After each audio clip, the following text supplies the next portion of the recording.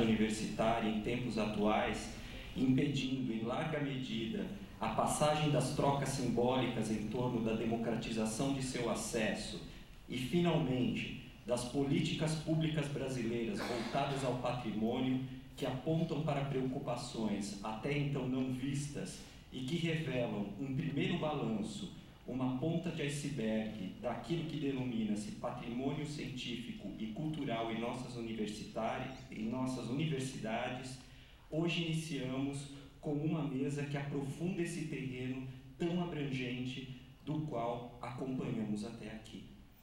Como a própria ementa trata, queremos refletir hoje sobre a cultura das práticas científicas, transpondo o espelho do texto científico para os laboratórios, as salas de aula, os campos de pesquisa, encontrando alunos, professores, pesquisadores no seu fazer cotidiano, no aspecto coletivo da construção dos fatos, como diria Bruno Latour. Enfim, na criação das singularidades que nascem das entrelinhas da experiência humana, num certo presente, denotando aquilo que a história chamará por acontecimento, em que a concepção de uma permanência histórica do vivido se rompe, fazendo surgir a singularidade. Para isso, convidamos a compor essa mesa professores e pesquisadores para tratarem dessa temática e que, desde já, a comissão organizadora desse simpósio agradece muito pela vinda e preciosa contribuição. São eles, e eu chamo a compor a mesa, Roberto de Andrade Martins, professor associado do Instituto de Física da Unicamp e atualmente professor visitante da Universidade Estadual da Paraíba, Estélio Alessandro Marras, professor doutor do Instituto de Estudos Brasileiros da Universidade de São Paulo e membro fundador do Centro de Estudos Ameríndios, também da Universidade de São Paulo, e Eduardo Góes Neves, professor do programa de pós-graduação em Arqueologia do Museu de Arqueologia e Etnologia da Universidade de São Paulo e do programa de pós-graduação em Ciências do Ambiente da Universidade Federal do Amazonas. A todos, uma excelente sessão. Podemos começar, então, segundo a nossa lista aqui, pelo Roberto de Andrade Martins. Ok, professor? A palavra é sua.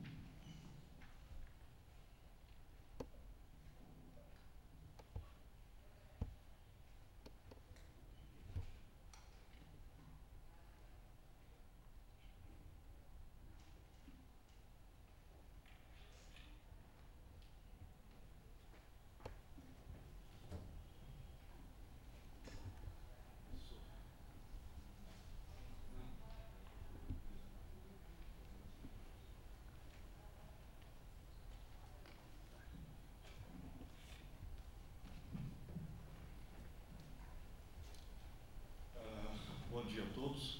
Eu queria, em primeiro lugar, agradecer o convite do Centro de Preservação Cultural para participar desse simpósio.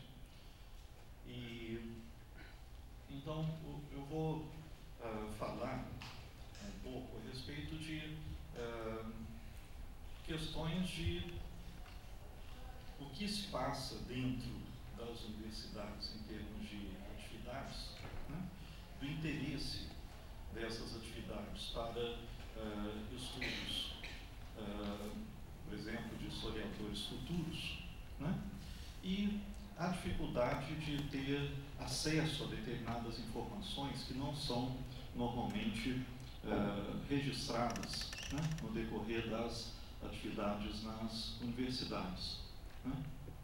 E então vou me centralizar principalmente, né, nas atividades que são desenvolvidas pelos professores das universidades, né, e discutir então até que ponto essas atividades são documentadas, se há algum registro do que acontece dentro do fazer universitário, né, e eventualmente como que isso poderia passar a ser registrado e preservado, né.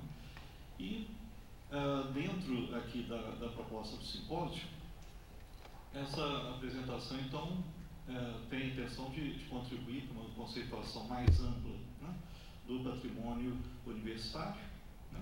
Sugerindo a inclusão de coisas menos óbvias do que aquilo que a gente pensa quando fala na palavra patrimônio, mas que tem também grande importância, ou talvez até mais importância na vida universitária, né?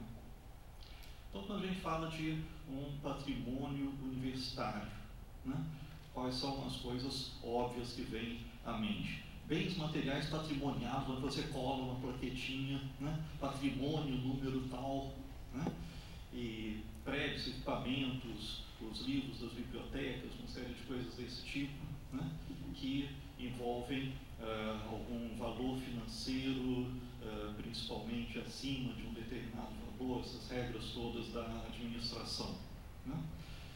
Coisas que a gente não cola a plaquinha, né, que é considerado como principal resultado da atividade acadêmica, né, livros, artigos, teses, publicações, né, material arquivístico, que é preservado nas universidades, documentação oficial, eventualmente documentação dos considerados grandes pesquisadores, as pessoas famosas, né, material museológico, né, seja material coletado para pesquisas, né, então museu de mineralogia, de zoologia, de antropologia, etc., aparelhos científicos antigos, tudo isso é óbvio, né, está dentro do que todo mundo considera como parte do patrimônio universitário.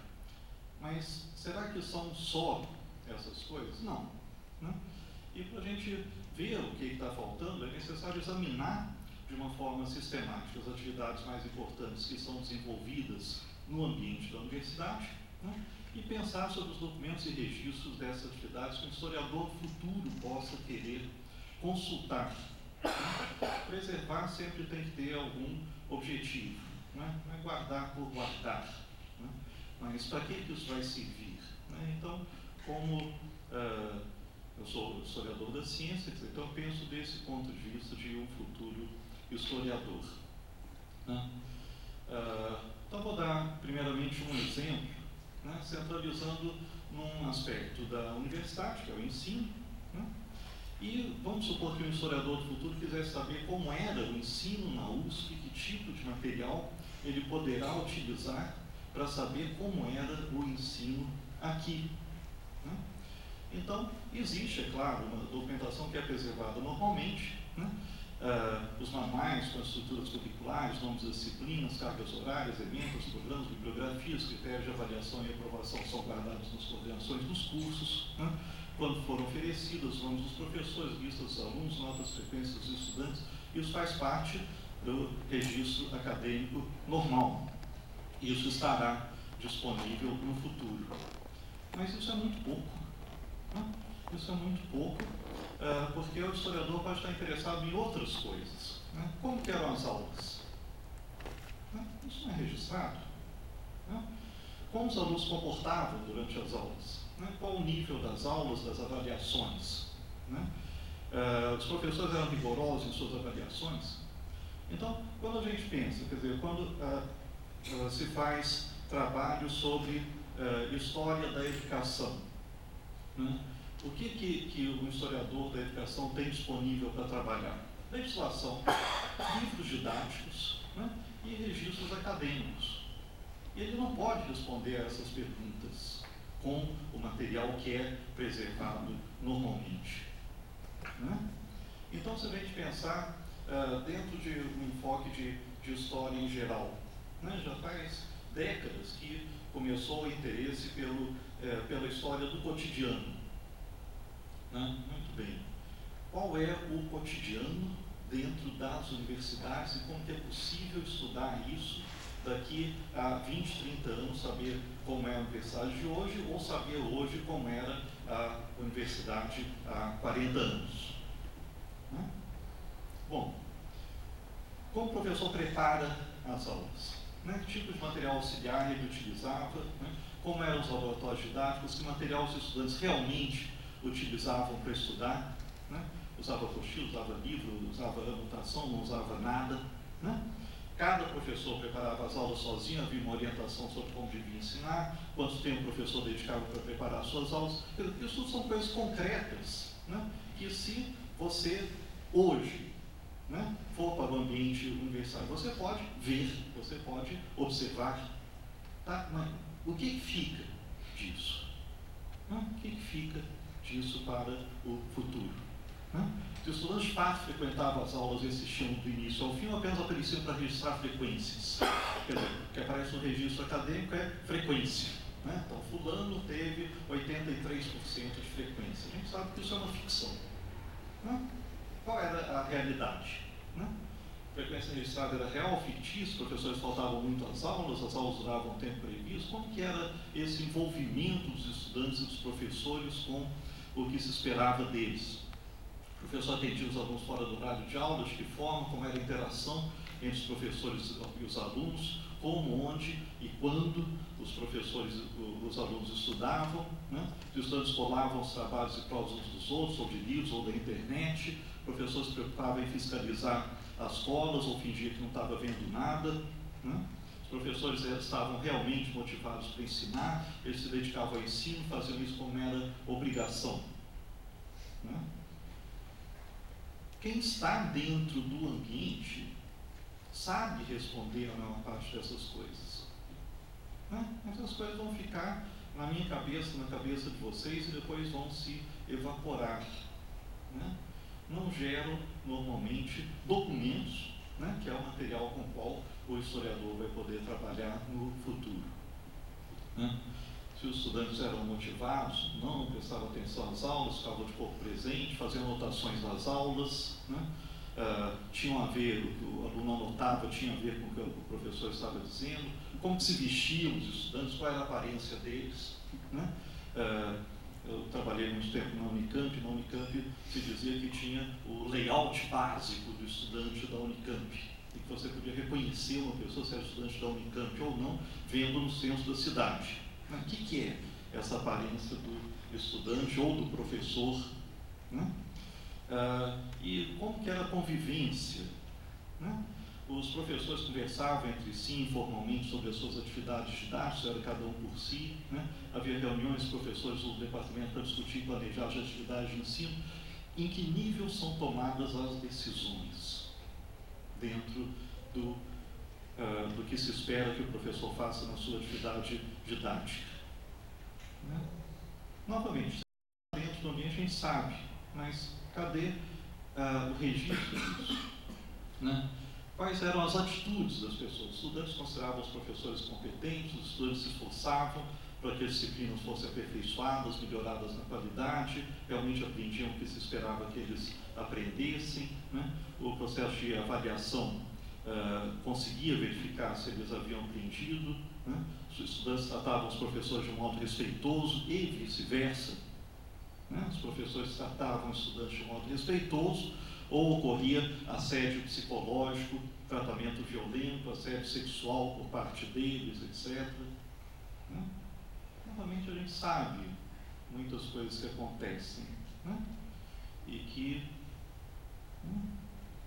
passam sempre extraoficialmente, a gente só sabe uma ou outra coisa mais escandalosa, mas, tudo bem, quantas vezes eu vi estudantes saindo da reunião com seus orientadores de pós-graduação chorando?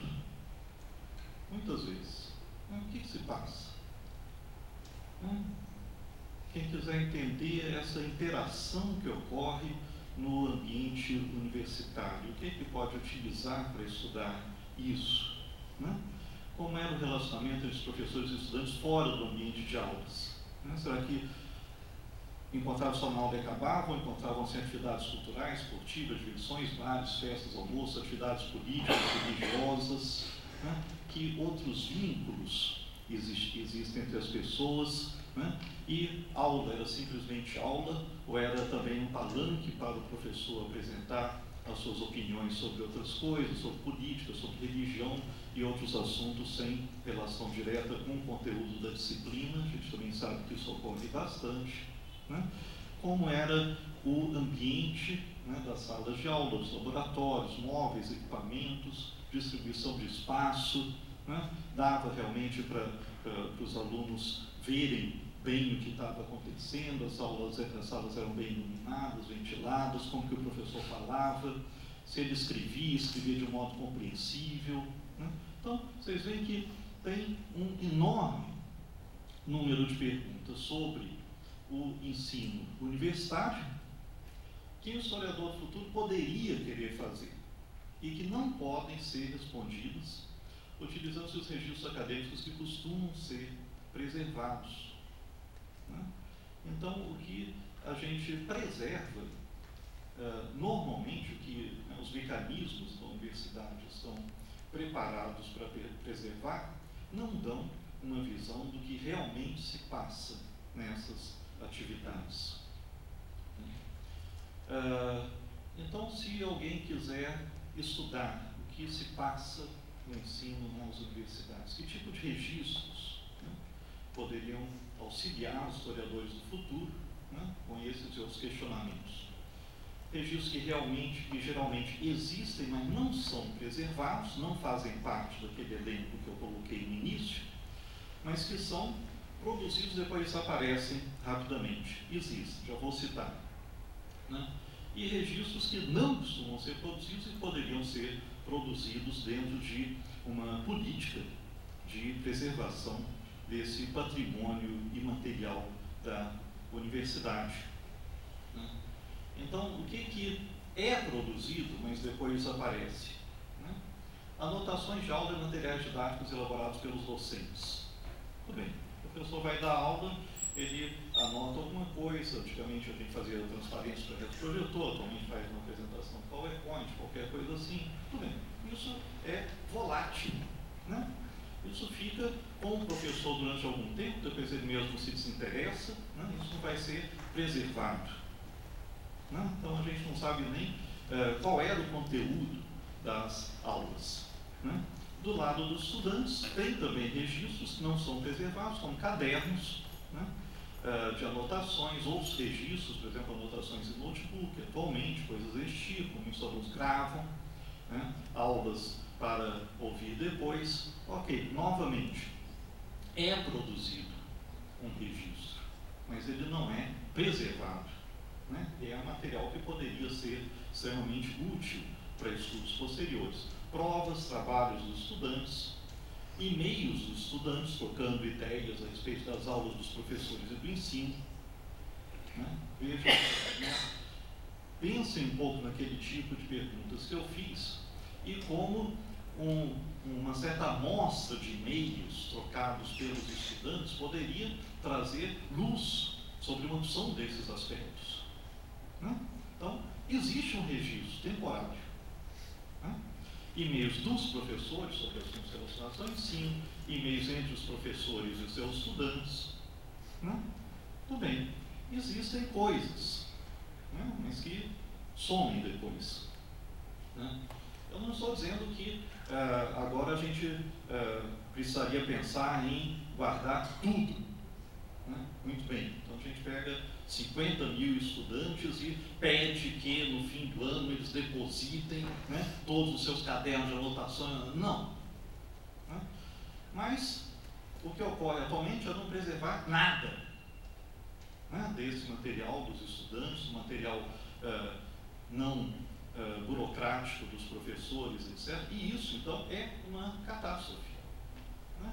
Isso então, para quem quer estudar a vida universitária, é um pesadelo, né, você não dispor dessa documentação.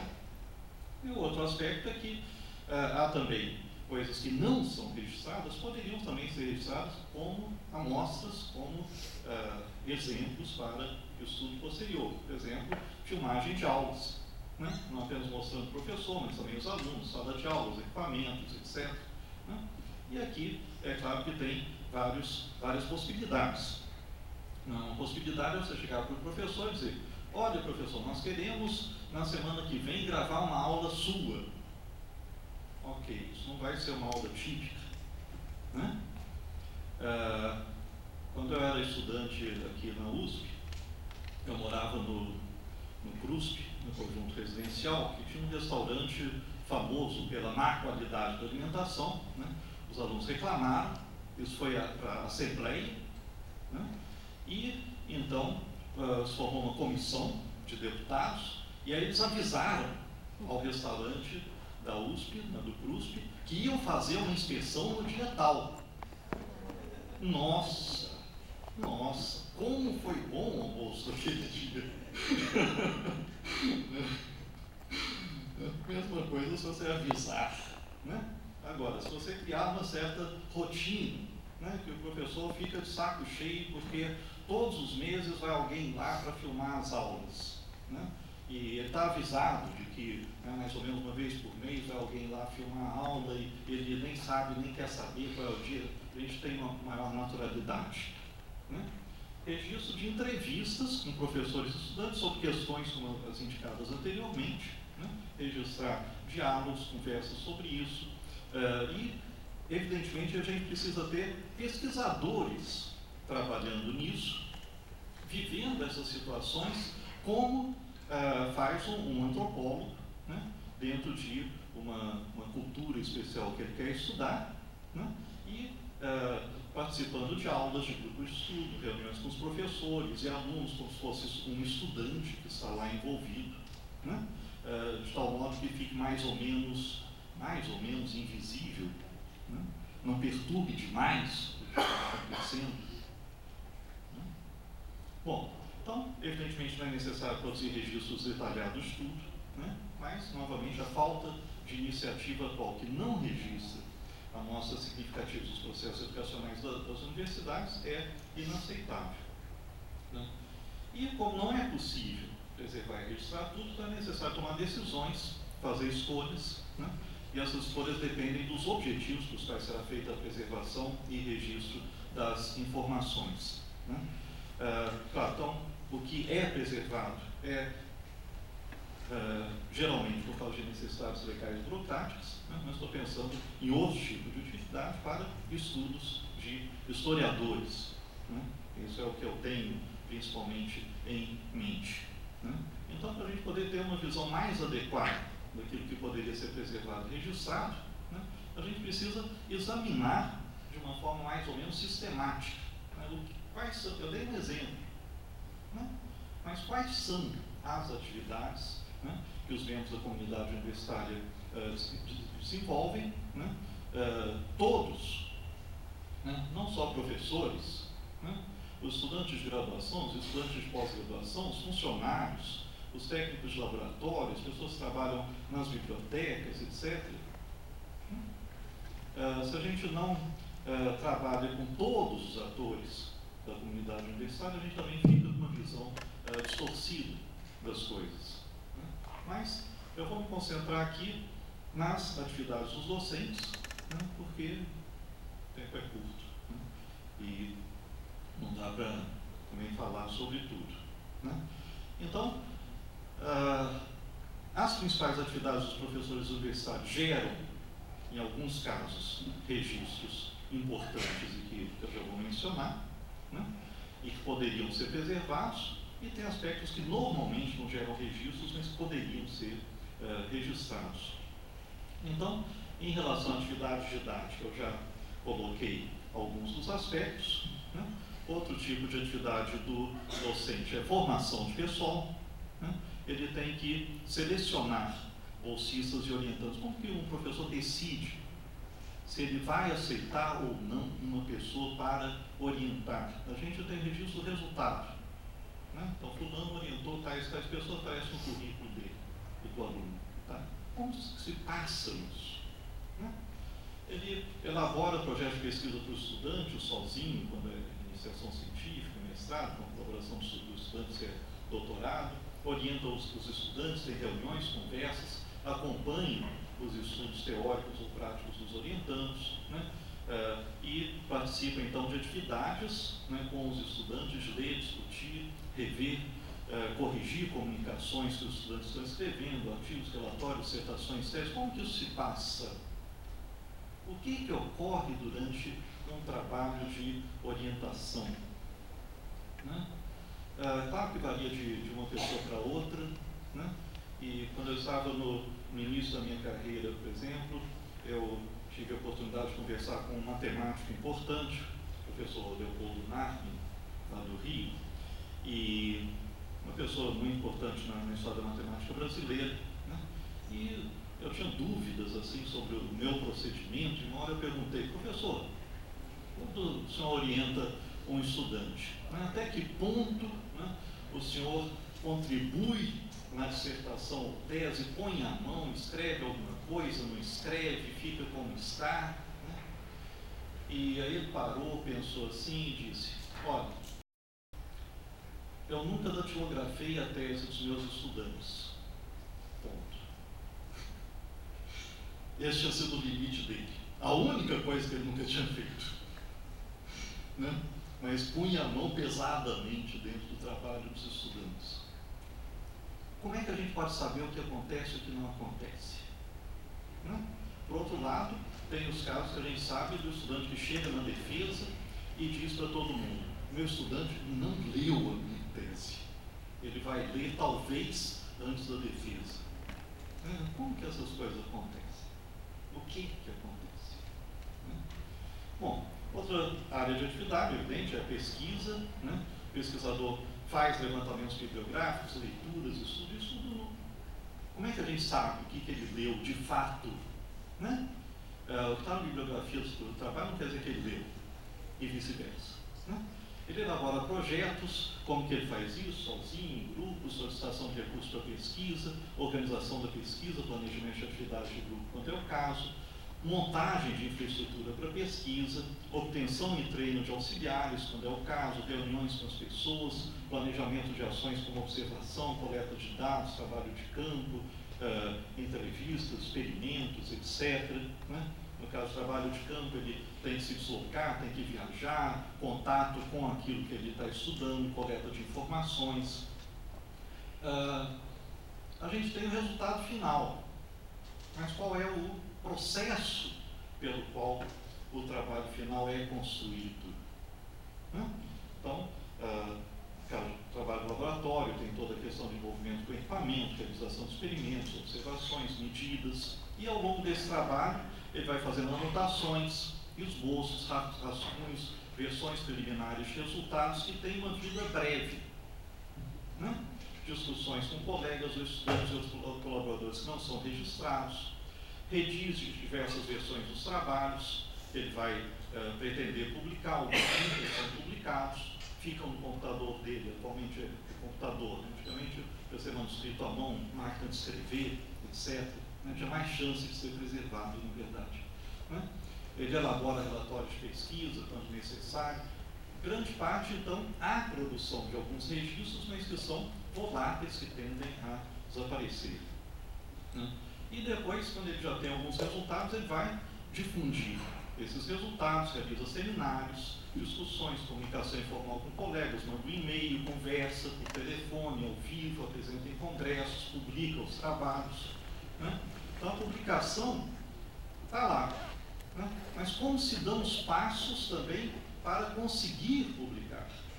Né? Processo de submissão, e aí chega um parecerista com parecer, dizendo: seu trabalho é um lixo por causa disso, daquilo, aí ele responde, aí tem uma briga, e aí ele consegue um amigo que é amigo do editor da revista, que interfere e faz o editor passar por cima do parecer, etc. Né? Acontece. Tá. Isso é extremamente interessante. Né? Mas também é um tipo de coisa que desaparece com facilidade, mas que é precioso para a gente entender o dinamismo do trabalho científico. Né? Tem um aspecto de administração científica. Né?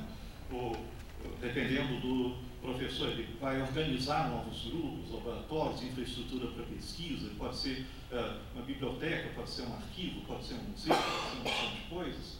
A manutenção dos grupos, que exige um esforço enorme, né? De laboratórios, montar um site do grupo e manter aquilo atualizado, aquisição de material para pesquisa, né? Contratação de pessoal, conseguir funcionários, aquela briga dentro da universidade. Qual é o modo pelo qual uma pessoa consegue 10 funcionários, outros não conseguem nenhum? Como são essas negociações políticas? Né? Obtenção de bolsistas, recursos financeiros, gerenciamento dos recursos financeiros, é um pesadelo, todo mundo sabe. Né? Ficar pegando as notinhas fiscais, eu tenho que ver se essa empresa aqui está ok na Receita Federal, senão a FAPESP vai me fazer devolver o dinheiro, esse negócio já vem acontecer. Né? Elaboração de prestação de contas, tem uma porção de atividades aqui que tomam um tempo enorme e que não são visíveis para quem não está dentro, naquele momento, vendo o que acontece. Né? Trabalho de arbitragem científica, que é parte importante do trabalho do professor, avaliar trabalho de outras pessoas e grupos, como, por exemplo, participar em bancas de defesa de tese, concursos públicos. Né? E avaliação é uma coisa central, né, dentro dos procedimentos acadêmicos. Por que uma coisa é considerada boa? É porque um grupo de pessoas diz que é boa. Como é feita essa avaliação? Né? Quais são os critérios? Quais são os mecanismos de decisão, de negociação, as influências que ocorrem nesses processos? Né? Elaboração de pareceres para órgãos de financiamento, participação em comitês científicos, etc. Né? Elaboração de parecer para revistas e editores, assessoria que envolva julgamento de diferentes órgãos e entidades, pareceres informais em cartas ou verbalmente sobre trabalho de colegas, esse negócio todo. Né? Julgar os trabalhos dos outros é fundamental dentro da vida acadêmica. Né? Existem pouquíssimos estudos sobre isso, porque existe também pouquíssimo material que possa ser usado para você entender o que está ocorrendo nesses processos. Né? Tem toda a interação científica do professor com outras pessoas, conversas, reuniões, discussões, troca de mensagem com os colegas, etc. Né? Algumas coisas, mensagens, né, ficam registradas durante algum tempo, tá, mas e depois? Né? Mas isso é uma coisa que me preocupa há muito tempo, né? Primeiro como pesquisador, né? E mais recentemente como objeto de estudo, quando eu estava transferindo uma parte da minha documentação para um arquivo. Né? O que eu vou entregar? Eu vou entregar, né, os meus milhares de e-mails sem fazer nenhuma triagem, né, para o arquivo. É o que eu gostaria que todo mundo fizesse como pesquisador. Como objeto de pesquisa, eu vou entregar o ouro aos bandidos, colocar tudo lá para quem quiser ver. Ainda não entreguei nada dos meus livros. Bom, participação em eventos, esse negócio todo, então essa interação é importante dentro da vida do pesquisador. Né? E às vezes aplicações, né? Não é só a publicação, mas aplicações, e aplicações não significa só tecnologia. Uma pessoa de qualquer área pode ser útil à sociedade. Uma pessoa que desenvolve qualquer trabalho, sei lá, faculdade de educação. Aquilo lá pode ser utilizado na prática dentro de uma escola, de um sistema educacional, etc. Isso é aplicação de pesquisa. Né? Tem esse aspecto também. Né? Atividade editorial é outro lado da vida do acadêmico, né? De criar, organizar novas revistas, coleções de livros, ser editor, ser parecerista, né? Colaborar em revistas e livros. Né? Atividades administrativas que tomam um tempo grande e que a gente não sabe exatamente qual é a dimensão disso na vida da universidade. Atividades políticas, não no sentido de política partidária. Às vezes tem conexões, mas a política da universidade. Né? Como que se dão as trocas de poder, né? Desde as coisas mais básicas, né? Eleição de um chefe de departamento, né? Até a escolha de um reitor. Né? Como são esses mecanismos, né, de articulação das pessoas, né, para favorecer um grupo, para a pessoa se candidatar, para convencer os outros, para atacar os outros, etc. Né? Vocês já viram algum estudo sobre como isso acontece? Atuação em associações científicas, outra área, né? E atividades externas. Quer dizer, o professor não é só, a vida dele não é ser só um professor. Ele tem também algumas horinhas fora da universidade. Né? E qual é a relação entre essas coisas, o que acontece na vida dele fora da universidade, etc. Né? Desde atividades familiares, religiosas, artísticas, hobbies, etc. Né? Entre outras coisas. Né? Então, eu mostrei aqui rapidamente um elenco de coisas que podem interessar para a gente conhecer sobre o que está se passando na universidade e focalizando apenas um dos segmentos, né, dos atores, né, que são os docentes. E podem ser encontradas outras atividades relevantes também que podem ser interessantes, né? Então, dentro dessas atividades, como eu disse, muitas geram documentos que não são preservados nas universidades, né? E geralmente os próprios docentes apenas se preocupam em preservar os resultados finais dos trabalhos, mas não os passos intermediários, né? E para que essa documentação seja preservada, em parte, né, as universidades precisam adotar ações de orientação dos docentes, conscientização da importância desse material e desenvolver mecanismos de coleta, guarda e organização de amostras significativas. O que significa uma amostra significativa? Uma universidade com 2.500 professores deve preservar documentação de pelo menos 100 professores, com uma boa distribuição de tipos, de níveis, de idades, e aí conservar tudo de aproximadamente 100 professores, para a gente ter uma boa visão do que acontece, né? E, por outro lado, tem muitas atividades docentes, as conversas, né, as reuniões, esse negócio todo, que não geram documentos que possam ser preservados, e a menos sejam adotadas ações para registrar essas atividades, preservar esse registro, será impossível, no futuro, estudá-las, né? Então, essa é uma visão de alguns aspectos disso que constitui uma parte da vida da universidade, né, com aspectos que, às vezes, existem os registros, mas não são preservados, e em outros aspectos simplesmente não existem os registros, mas poderiam ser produzidos através de políticas de preservação da memória das universidades. Obrigado.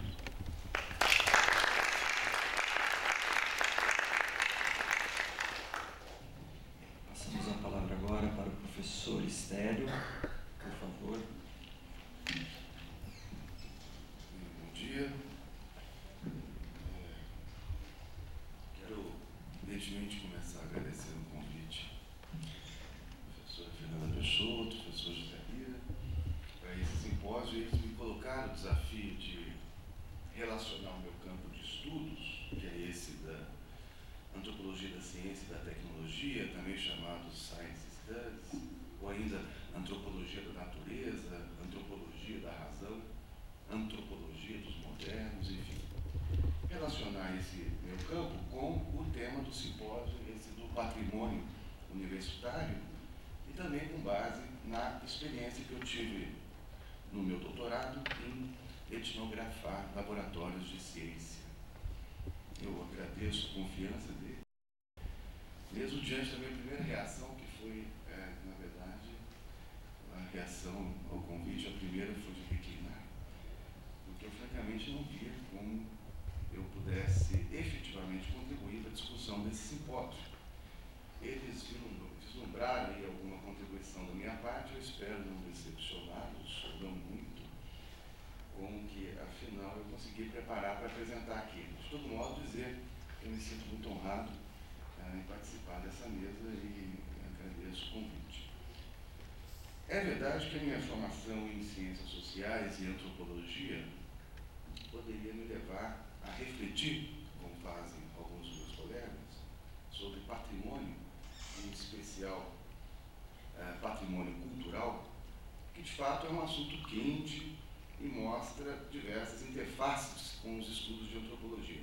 Mas eu enveredei, como disse, por essa antropologia da natureza, antropologia da ciência e da tecnologia, e eu acho que eu estou aqui nessa mesa justamente para tentar alguma reflexão sobre como se constitui ou não se constitui um patrimônio natural a partir do trabalho das chamadas ciências duras, ciências naturais.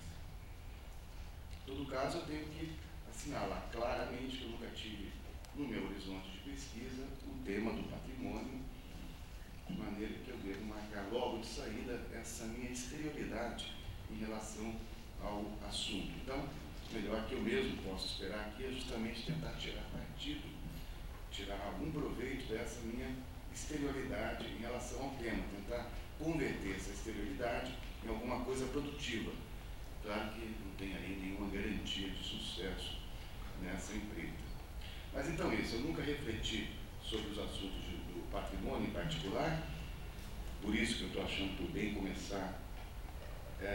Eu achei melhor começar justamente por essa não familiaridade com o tema, entendendo essa noção de patrimônio, uma noção originalmente ocidental, moderna, investigando, digamos, a semântica vernacular do patrimônio, investigando a sua etimologia, para entender quais bens podem se candidatar a ser objeto de patrimonialização. Essa é a trilha que eu segui e eu queria compartilhar com vocês. Então, a semântica de patrimônio imediatamente aponta para uma primeira acepção, essa ligada a bens e heranças. E aí diz o dicionário, eu estou me referindo ao Wise, que eu consultei, patrimônio é o bem ou conjunto de bens naturais ou culturais de importância reconhecida num determinado lugar, região, país ou mesmo para a humanidade, que passam por um processo de tombamento para que sejam protegidos e preservados. Acho que, de fato, essa é a noção majoritária que todos temos em mente quando nos referimos a um patrimônio, não é? Portanto, patrimônio dizendo respeito a determinados bens naturais ou culturais, como expresso no dicionário, que devem ser protegidos e preservados para serem legados às gerações futuras, por suposto. E como eu tento praticar essa antropologia simétrica, e aí Bruno Latour e Isabelle Stringers são os autores em que eu me inspiro para trilhar essa vereda experimental da antropologia simétrica, então eu me vejo diante da tarefa de entender com o mesmo tratamento intelectual, da onde a pertinência da noção de simetria, a ontogênese tanto dos bens culturais quanto dos naturais. Esses bens que se tornarão objeto da patrimonialização, ou seja, tomar patrimônio aqui como um modo esse ocidental de classificar determinados bens, e classificação essa que reconhece uma espécie de encantamento desses bens especiais. A um só tempo, reconhece e dota de encantamento esses bens. Com isso eu já posso ressalvar que, daqui adiante, qualquer coisa que eu disser deve ser ouvida como mera sugestão, meras hipóteses, seja porque eu não tenho pesquisa sobre o tema, a exterioridade a que eu me referi, seja porque o tema, que é muito grande, complexo, como eu vou tentando enunciar e aprender aqui, aparece para mim como, na expressão popular, muita areia para o meu caminhãozinho. Agora, com tantas ressalvas, essas precauções que eu estou fazendo aqui, que eu não poderia deixar logo de compartilhar com vocês, já pelo menos eu posso seguir em frente com as especulações. Especulações muito mais como objeto para a nossa discussão aqui e muito menos como assertivas derivadas de alguma pesquisa que de fato eu não tenho sobre esse tema. E eu farei isso passo a passo como alguém que parte do zero para tentar entender um fenômeno que lhe é pouco familiar. Esse caminho me parece honesto, ainda que diletante, ou diletante, embora honesto. Então é por isso que eu comecei indo atrás da definição de patrimônio, tal como expressa no dicionário, e é dela que a gente pode derivar que naturais ou culturais, estamos falando de bens morais. São coisas morais que devem ser lembradas, praticadas, utilizadas porque são bens, esses que se tornam patrimônios, animados ou encantados por uma agência capaz de civilizar, educar, dar exemplo a ser seguido, enraizar-se na memória e na prática social, como ainda evitar certos fenômenos. Por exemplo, evitar a aniquilação das diferenças num mundo supostamente globalizado. Caso, por exemplo, do Quarupi, ritual fúnebre de evocação dos mortos, lá dos índios do Alto Xingu, ritual que dura dias. O Quarupi aqui, então, como um bem imaterial, embora muita matéria esteja sendo ali mobilizada e ela mobilizando também. Afinal, o Quarupi é tronco. origem mítica dos homens e objeto central nesse ritual, né? Não tem Quarup sem os troncos. Eu estou fazendo essa rápida digressão sobre o Quarup só para dizer que um bem material ou imaterial, embora esses dois conjuntos vão sempre